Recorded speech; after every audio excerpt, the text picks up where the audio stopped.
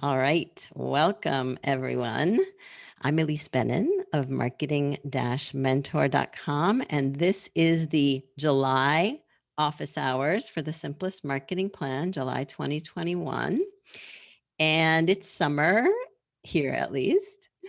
And today,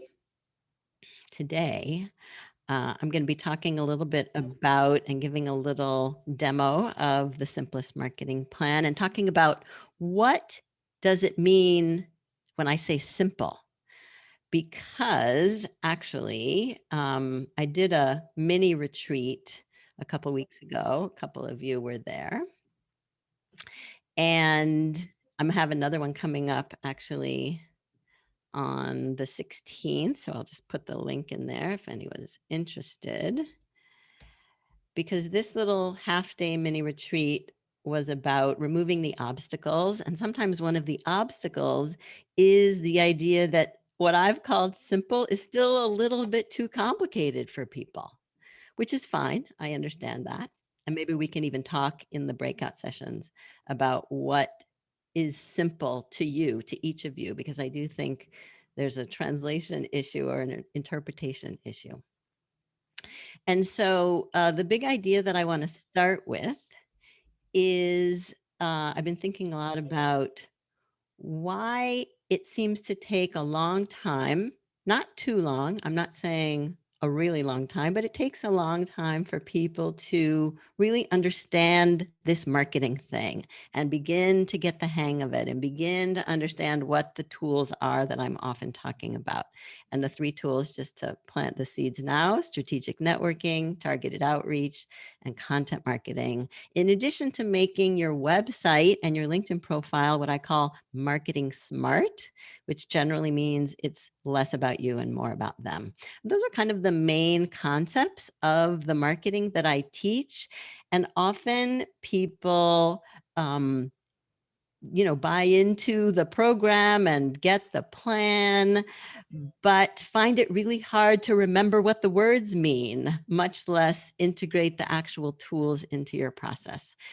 And so I've been thinking, mostly because I studied language in school and am very familiar with the experience of learning other languages, which I love doing, but I found that it really takes time and immersion. And maybe we should say that learning to do marketing for oneself is kind of like learning another language. And there is a whole other vocabulary attached to it. And you have to think about it from someone else's point of view, not your own kind of standard internal point of view. And it does take immersion. And so that's why it takes longer than people want it to actually get the hang of it and then be able to integrate the ideas into their life and really make them habits. And so I have a lot of patience. And I hope y'all also have a lot of patience with yourselves as you begin, whether you're at the very beginning or you've been doing this for a while, to integrate these ideas and these processes into your life, because the thing is, they really work. And I know we've got people on the call today who have been working at this for a long time, and it is working, and it is finally working, right? And so I just wanted to kind of lay that foundation with this new idea that marketing is kind of like learning another language. And the idea of what's simple. So as I said, this came up in the little mini retreat a couple of weeks ago, that when I say, if you do nothing else, do an email newsletter. I've been saying that for a long time. I think I said that on the last office hours, and I showed lots of examples of email newsletters. And then I heard from several people like, newsletter, oh, that's a huge ordeal. That's not simple. And so I thought, okay, fair enough. So I'm revising that edict. And now I'm saying, if you do nothing else, do LinkedIn and or a newsletter. Because I personally think that LinkedIn is relatively simple. It's overwhelming, but if you focus on the things that are the most important, then it can be very simple. So you have to prevent yourself from getting overwhelmed by it. But LinkedIn, as some of you know and have experiences, and if you have had, success stories with LinkedIn, then please do put them in the chat so other people can hear about them. And then when we open the floor at the end, you can share them, or you can share them in the breakout sessions. But the truth is that LinkedIn is where the market is. For most people marketing most things, whether B2B or B2C, LinkedIn is where the market is. And so sometimes all you have to do is spend 5 or 10 or 15 minutes a day on LinkedIn, whether you are commenting or sharing or reading or liking. And the more you do, the more effect you will have. But it's all about timing also. And so my new edict, if you will, is if you do nothing else, do LinkedIn, and if you can, do a newsletter along with LinkedIn, email newsletter, because as you're building your relationships, and it is a relationship industry, and all business is based on relationships, it's who you know, it's who knows you, right? And so that is one way to build an email list. And then you stay in touch with those people through an email newsletter, which, yes, I know it's a big deal.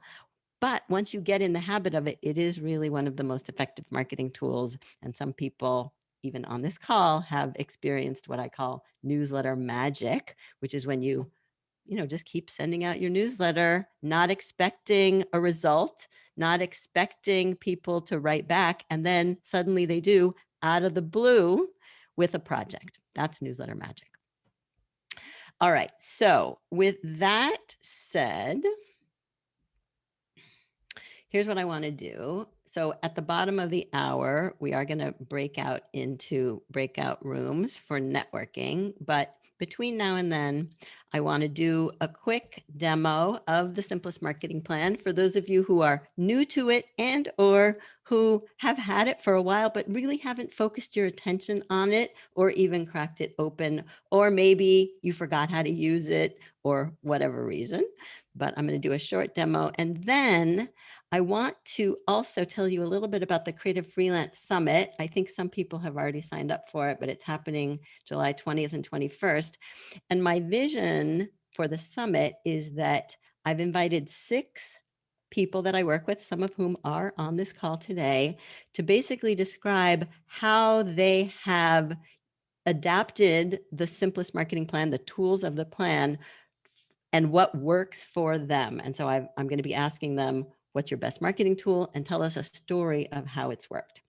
So I think that's going to be really good. We've been prepping for it. And even through the preparation, it's so interesting. People are learning a lot about other people's marketing and what works. So, those of you who know me know that my favorite thing to do is just to facilitate this type of learning collaboratively. So that's what this is all about.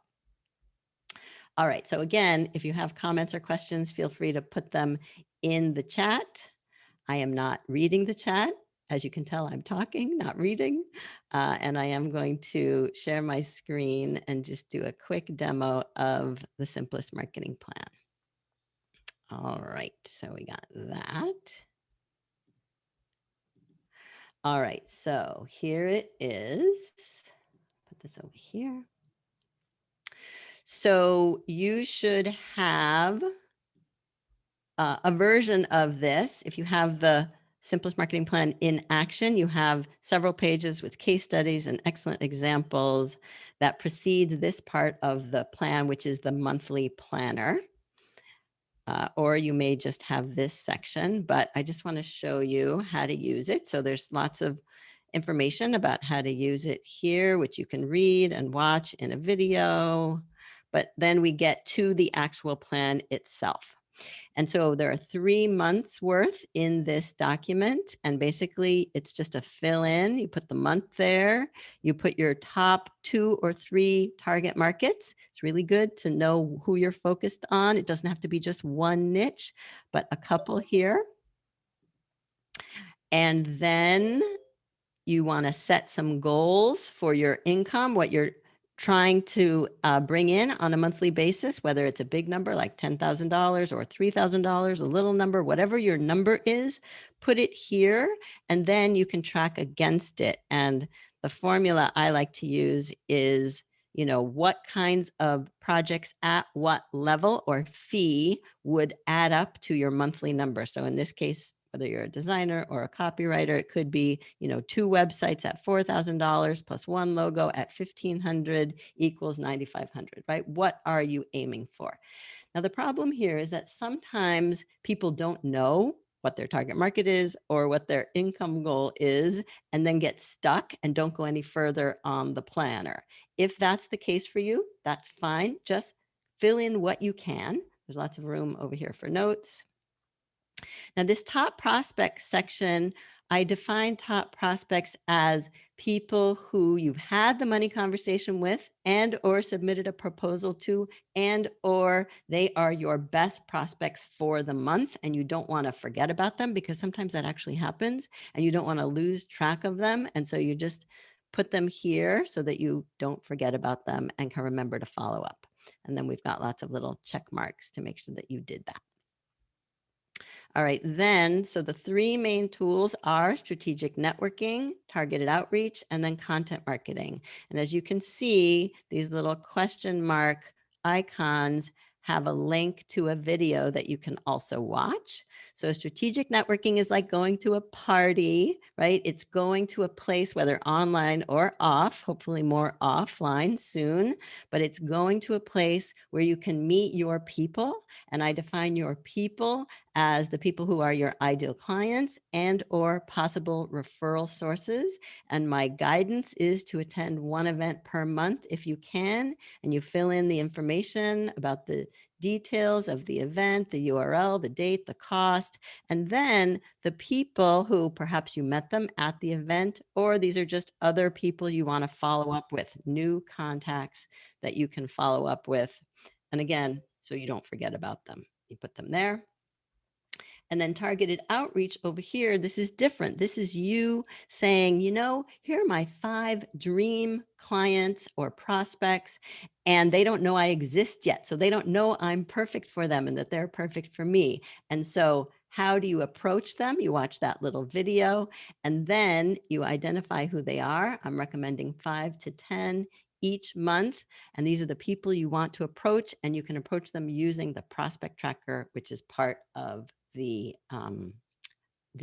planner as well, right? So introducing yourself to prospects used to be known as cold calling, but this is very warm because you personalize these messages and you do your homework, and they know it's from a real human being, not a bot, to them, and you explain to them why you're reaching out to them. And you don't just do it once, you do it more than once, because that's how you show that you're serious and you really want to work with them. And then the third tool is the content marketing. So that can come in many different forms. But again, there are lots of videos to watch here about an email newsletter or the art of attracting the best clients. But a newsletter, this is the one thing I was talking about before. In terms of content, this really is the best kind of content marketing to do, because it's you pushing out, if you will, pushing out your ideas to stay in touch with the people that you want to stay in touch with and who have given you permission because they don't want to forget about you. And that's often the way to frame it. If you don't want to forget about me, but the timing is not right, then let me send you my newsletter and I will stay top of mind and you don't have to worry about forgetting about me. That's the point of view I think works well, right? We're not trying to convince anyone that they must get on our list. We're not even asking them, do you want to be on my list? It's, if you don't want to forget about me, then here's how I will stay in touch. So you can keep track of a little bit of information about what your topic is, what your intro paragraph is, what's the main content. It could just be mostly visuals if you want. You can have a supporting sample. My recommendation is to do it monthly, bi-monthly, or at the minimum quarterly. Or you can have a blog, right? The difference between a newsletter and a blog could be exactly the same content, but the newsletter you push out to people, the blog, they have to go to it either on your website or on someone else's website to find it. And speaking of someone else's website, that's guest blogging. So that could be on LinkedIn again, which is good for content because that's where the market is. And you can publish content on your profile. So that is one way to use guest blogging. The other, a better way, is to find a trade association where your people are for your market and then contribute content so that it goes in front of the people that you want to see it. So again, just keeping track of what the ideas are here and lots of room for notes. And then finally, on this last page, there's everything else essentially. So website updates, and I mentioned earlier a Marketing Smart website, and that is all about them and their needs and only about you in the context of them. And so if you are updating your website, then this is the place to keep track of all the things you want to change, adding samples or case studies or testimonials. And then everything else is a wild card. So that could be social media, could be more blogging, it could be a video, it could be a podcast. But that is basically the simplest marketing plan. And you may think, oh, that's not so simple. But again, I'm saying if you do nothing else, do LinkedIn and or a newsletter. All right, so I'm going to stop sharing and I'm going to look at y'all and see how y'all are doing. Okay, good. So I want to do one other thing, and that is show you what is going to be presented at the Creative Freelance Summit as it relates to the simplest marketing plan. So let me share that. And then we're going to break up into groups. All right, So some of you have seen this, some of you have signed up. You might even recognize some of these people at the Creative Freelance Summit. A lot of them are people that I've been working with, basically sharing what they've learned and how they're practicing what I preach to get the work that they want. And I think the early bird is still on, actually, it looks like. So anyway, I'm going to open with a welcome and setting the right mindset for success. And then Pam Foster is going to talk about how to pick a niche. So if you don't know what your niche is yet, she would be good to listen to. And then Danielle Hughes, whom some of you know, is going to be talking about how to build your personality brand and learn how to stand out in a sea of sameness and a world of duplicates. And that's a lot about your about page. Julie Cortez then on the first day is going to wrap up with boundary issues, training yourself, your clients, and your family.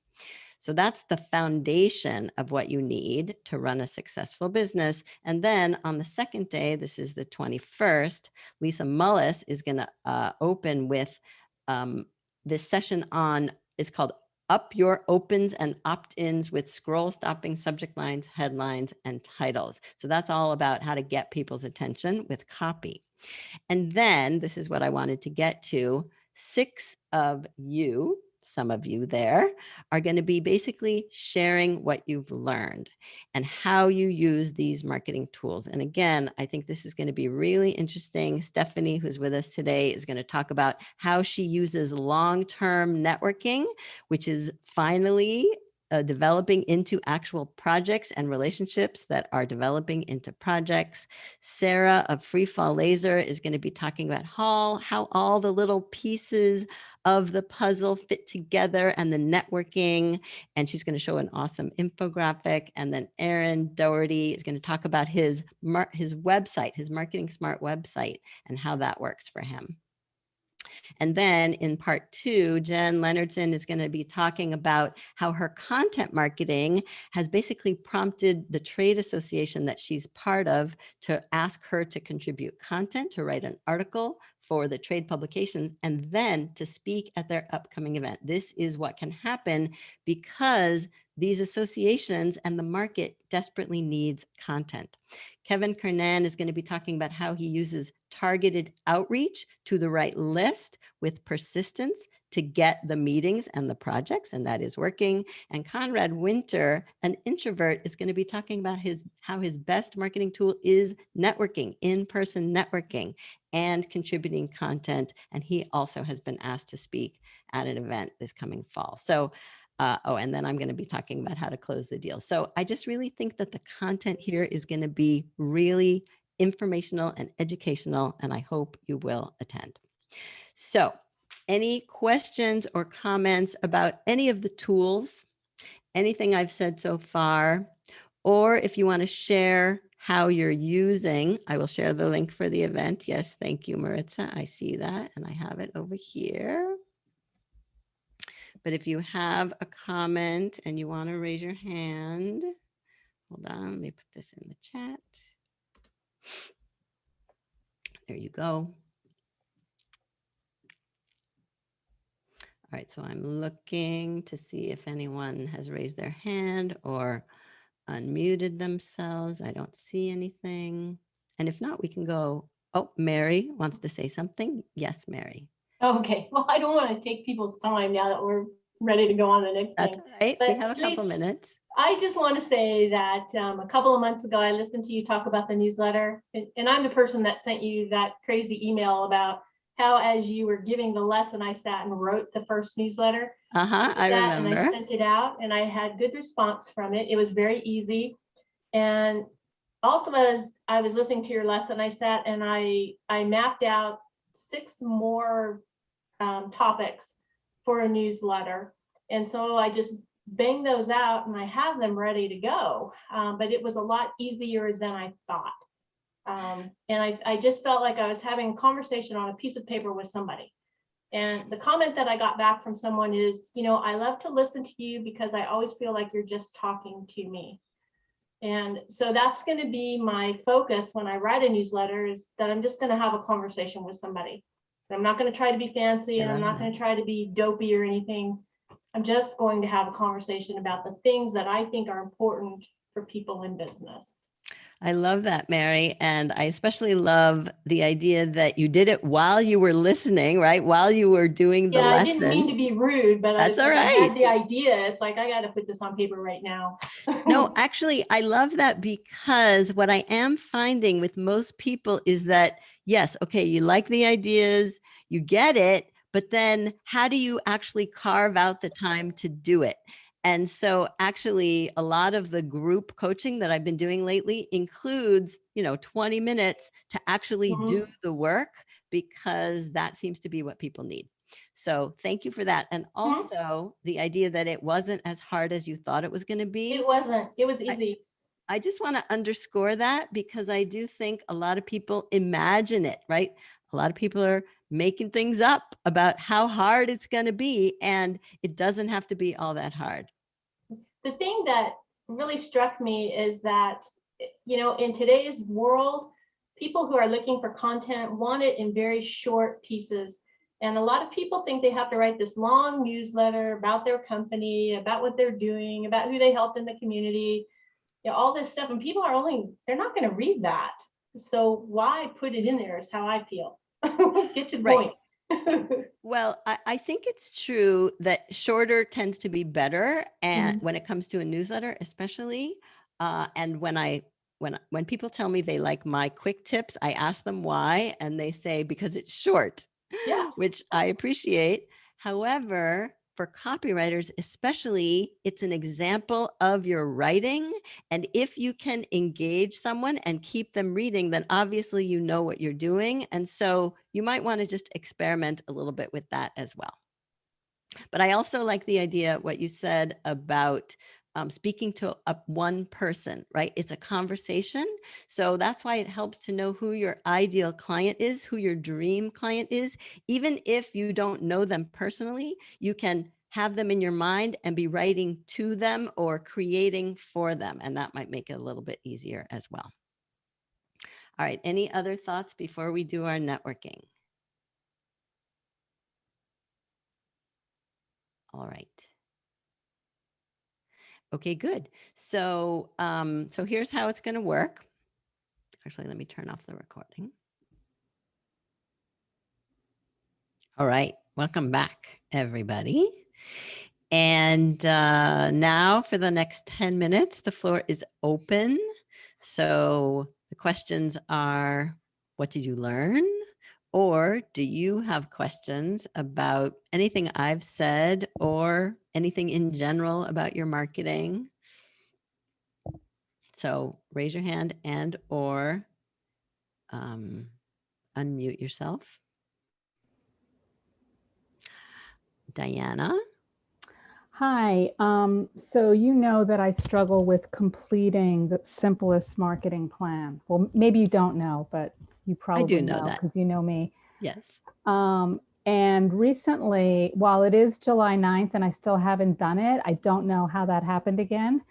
I was going to tackle it with sort of a different dimension, which was my daily tasks, which I guess is just social media, weekly tasks and monthly tasks. Because I feel like sometimes when I look at the sheet, it's just a little overwhelming. I'm not sure why it should be at this point. And so I like that sort of daily, weekly, monthly. And that was going to be in preparation for the content marketing blast, which I missed. The binge. The binge. So I just figured I would throw that out there, maybe like a different way of having those buckets in a different way might be helpful to somebody Breaking else. it down even more, you're saying, Diana. Yeah. And actually, with the marketing plan in action that I think most people have, but if you don't, I can share this also. There is a weekly schedule that breaks it down by day. And so that might be easier. I'll share that with you. And if anyone else, feels like that would be helpful, I'm happy to share that as well in the follow-up message that goes with this tomorrow when I share the replay. I can do that. Thank you, Diana. Yeah, I'm always looking for, because every year I try to make it better and simpler and clearer. So I'm always looking for feedback. Thank you, Diana. Alan, I see you have your little hand up. I want to build on Mary's point about the newsletter. And Elise, you prompted me more than a year ago to take the leap. And I found that it's a very useful tool because now I've taken another leap, which is to send to my newsletter list, which is now 1,000 people, Wow. A webinar that I'm going to do. I'm developed some subject expertise in a particular topic. And so the newsletter is a good tool for developing and doing more targeted marketing, targeted outreach that way from my content. And Alan, tell us how you built your list up to 1,000. Every Zoom meeting I'm on, I look for people. They often offer their information, contact information. I just am very attentive. Add them. I just add them, yeah. And of course, they can always unsubscribe. That's part of the regulatory regime, which works. So anyway, I just want to affirm what Mary was saying and what you induced me to do. Seems like many, many, many issues ago. Thank you. Excellent. You're welcome. And there is just one caveat about people who live and work outside of the US, of course, where the rules are a little bit more stringent and right. You're not actually allowed legally to add people to just throw them on your list. But right. In this country, we still are. And yep. A lot of people I work with do, and it seems to be fine, right? For the most part, it's not a big problem. Never had any blowback. Good. Right. Because if it's useful information, right? Because if you've made a connection with these people, and I assume you're doing that with a lot of these people also following up, then it's the next obvious step. Beautiful. Anyone else want to comment or question?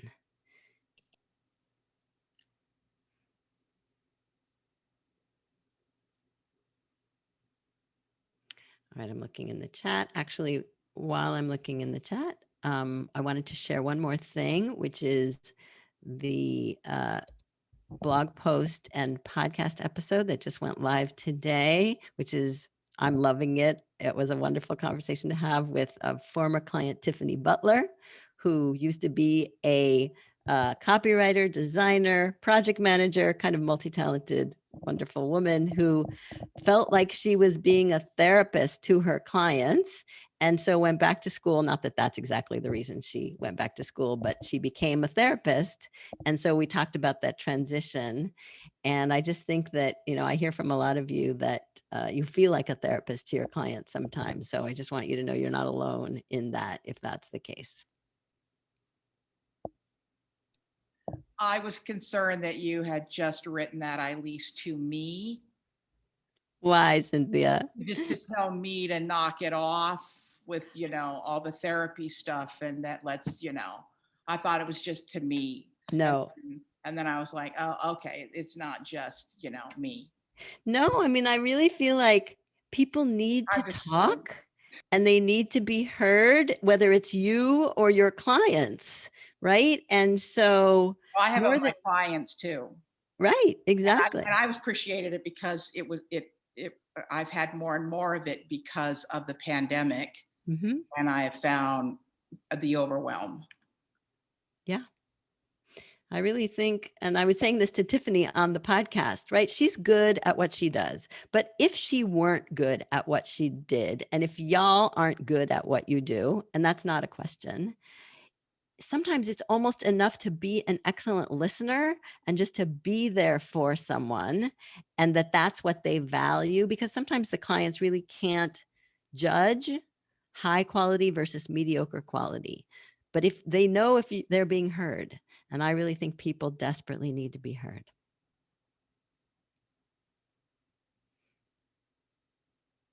Right. You thought only hairdressers were part-time therapists, Melissa. No, it's really, designers and copywriters and coaches and a lot of people. Yes.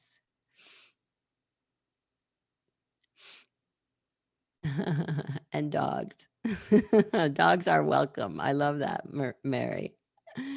Anyone else want to comment?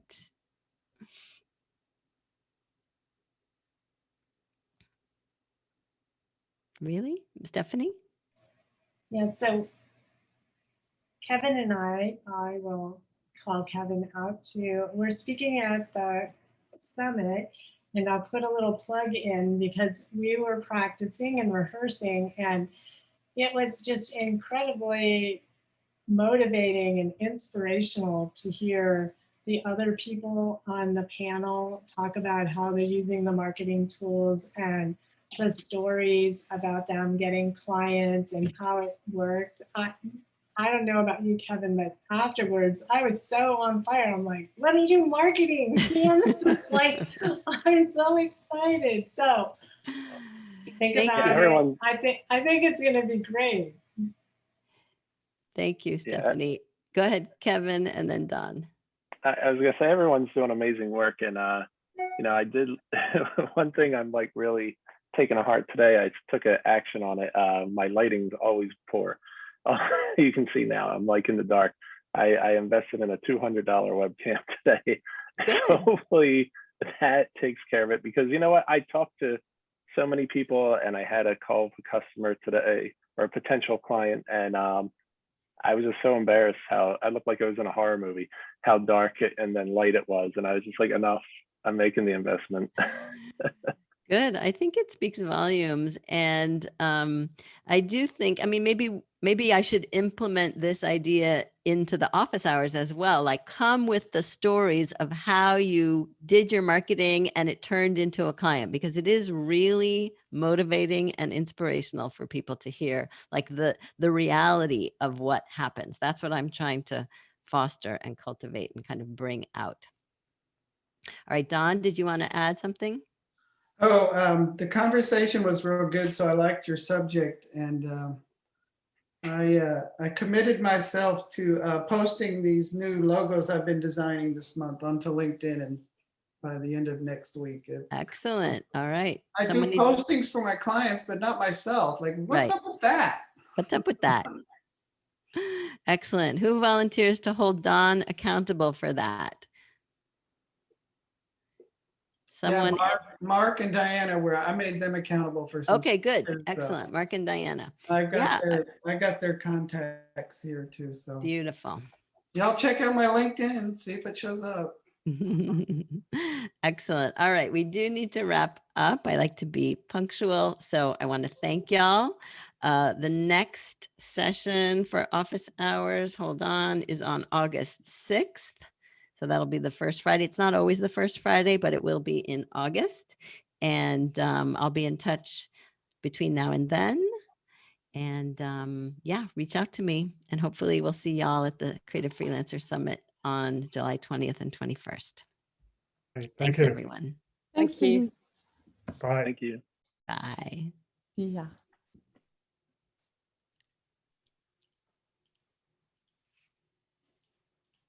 Elise, thanks so much. You're welcome, Sasha. I'm glad you could make it. Hello, Melissa. Hi, Elise. Yeah, thanks.